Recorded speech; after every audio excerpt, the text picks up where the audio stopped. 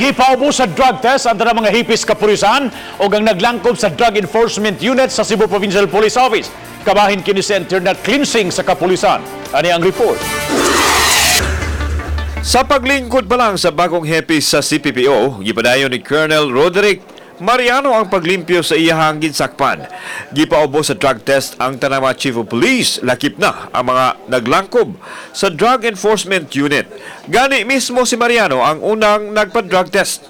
Pagpakita kini sa tinguha nila nga pagsumpo sa illegal nga drugas. As part ng ating internal cleansing process natin na kailangan natin internal cleansing program, kailangan natin na may ganyan. Lalo na ngayon na we are intensifying our campaign against illegal drugs. So kailangan natin yung ating mga operatiba, kailangan malinis din sila. Samtang gipadayag ni Mariano nga higayon dunay magpositibo gikinahanglan pa nga ipaubos sa confirmatory test.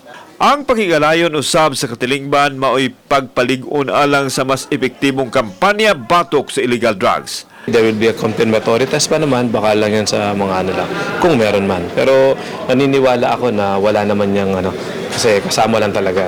Anyway, part din ng instruction ng ating regional director na lahat ng mga anti-illegal drugs operatives ay i-undergo sa drug test. Kauban si John Solon, ako si Alan Domingo. Balitang Bisdak.